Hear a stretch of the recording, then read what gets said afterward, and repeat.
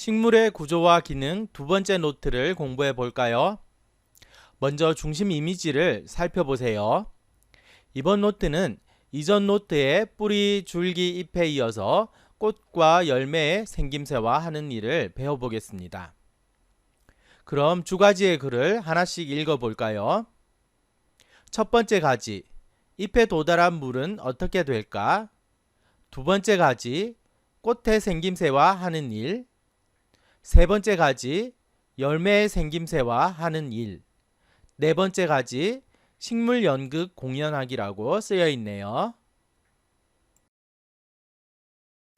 그럼 첫 번째 가지로 가서 뿌리, 줄기, 잎을 거쳐 잎에 도달한 물이 어떻게 되는지 알아보겠습니다.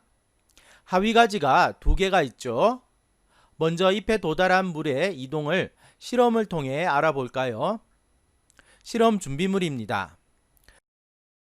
크기가 비슷한 모종 2개, 삼각 플라스크 2개, 물, 탈지면, 비닐봉지 2개, 실을 준비해 주세요. 다음은 실험 방법을 정리해 보겠습니다. 나뭇가지에 비닐을 씌워두면 비닐봉지 안에 물방울이 생기죠. 왜 그럴까요?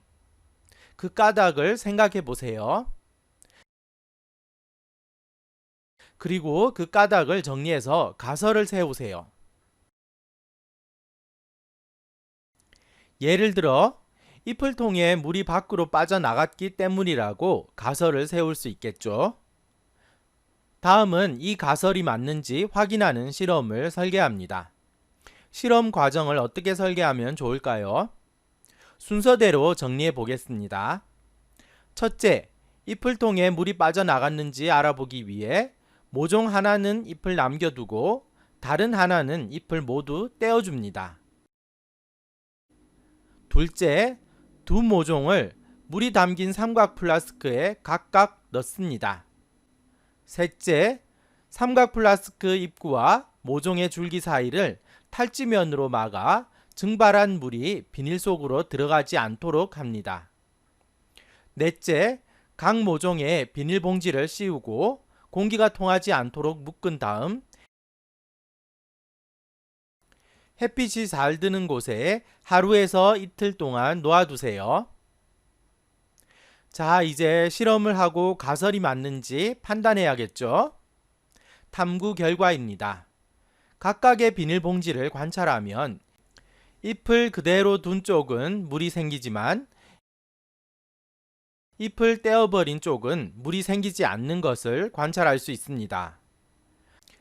따라서 잎이 있는 모종을 씌운 비닐봉지 안에 물이 생기는 까닭은 잎을 통해 물이 밖으로 빠져나갔기 때문이라는 가설은 맞다고 판단할 수 있습니다.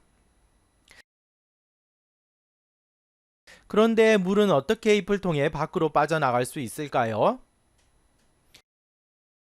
잎의 표면에는 눈에 보이지 않는 작은 구멍인 기공이 무수히 많답니다.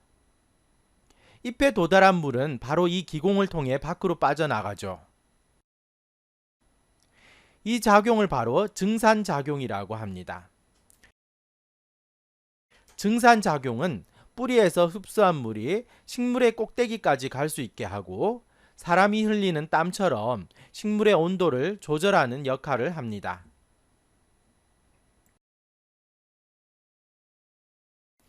다음은 두 번째 가지로 가서 꽃의 생김새와 하는 일을 알아볼까요? 꽃은 식물의 종류에 따라 모양과 색깔이 다양하지만 대개는 암술, 수술, 꽃잎, 꽃받침으로 이루어집니다. 각 부분의 역할을 알아볼까요? 암술은 꽃가루 바지를 통해 씨를 만드는 부분입니다. 수술은 꽃가루를 만들고 꽃잎은 암술과 수술을 보호해 줍니다. 마지막으로 꽃받침은 꽃잎을 보호하는 역할을 하죠. 다음은 꽃이 하는 일을 알아보겠습니다. 꽃은 꽃가루 바지를 통해 씨를 만드는데 꽃가루 바지란 씨를 만들기 위한 과정으로 수술해서 만든 꽃가루를 암술로 옮기는 것을 말하죠. 꽃가루 바지를 하는 방법은 식물마다 다양합니다.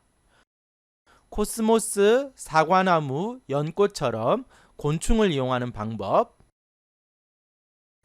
동백나무, 바나나처럼 새를 이용하는 방법,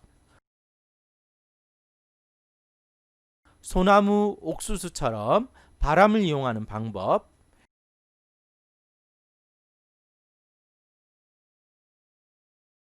마지막으로 검정말, 물수세미, 나사말처럼 물을 이용하는 방법 등이 있습니다.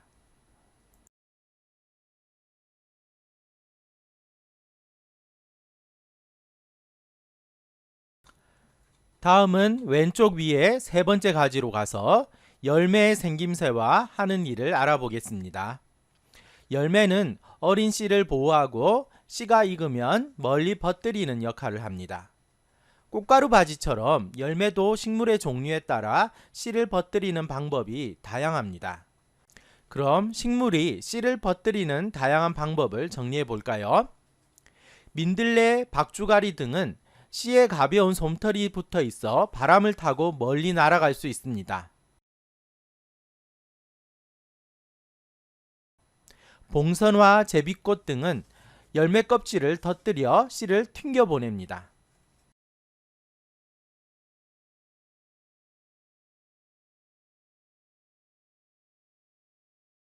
단풍나무나 가죽나무 열매는 날개가 있어 헬리콥터 프로펠러처럼 빙글빙글 돌며 날아가죠.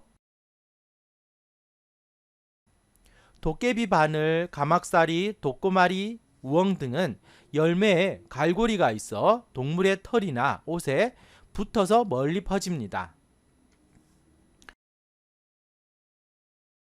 다음은 열매가 만들어지는 과정과 하는 일을 알아볼까요? 먼저 만들어지는 과정입니다.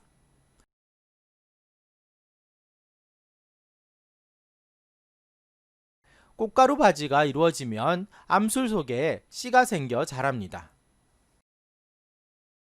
씨가 자라는 동안 씨를 감싸고 있는 암술과 꽃받침이 함께 자라서 열매가 되는데, 사과의 경우 씨와 껍질 사이에는 많은 양분이 저장되어 있죠. 열매는 어떤 일을 할까요? 열매는 어린 씨를 보호하고 익으면 멀리 퍼뜨리는 역할을 합니다. 앞의 가지에서 열매의 모양과 특징에 따라 씨를 퍼뜨리는 다양한 방법이 있다는 것을 배웠죠.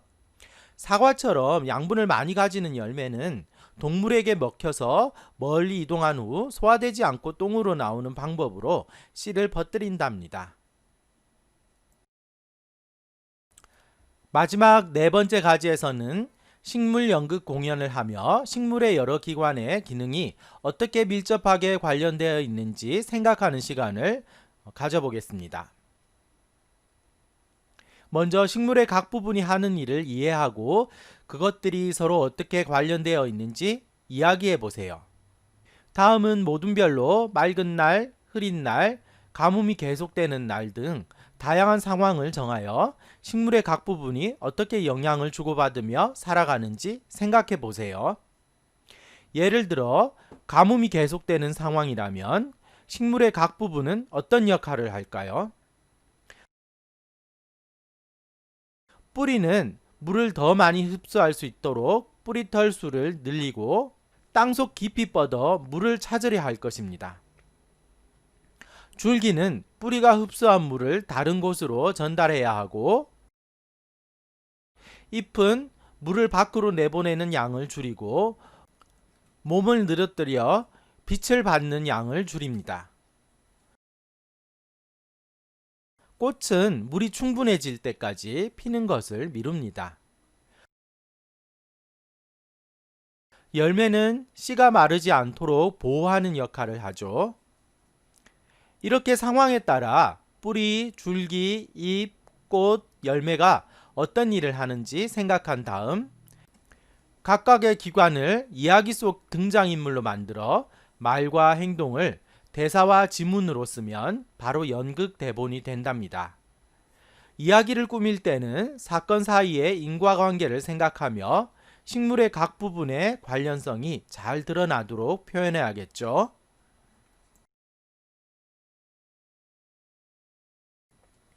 이것으로 식물의 구조와 기능 두 번째 노트 공부를 모두 마쳤습니다. 이번 시간은 첫 번째, 두 번째, 세 번째 가지에서 잎과 꽃, 열매의 생김새와 하는 일을 배웠습니다. 그리고 마지막 네 번째 가지에서 식물 연극 공연을 준비하며 다양한 상황에서 식물의 각 부분이 어떻게 밀접하게 관련을 맺고 일을 하는지도 배웠습니다.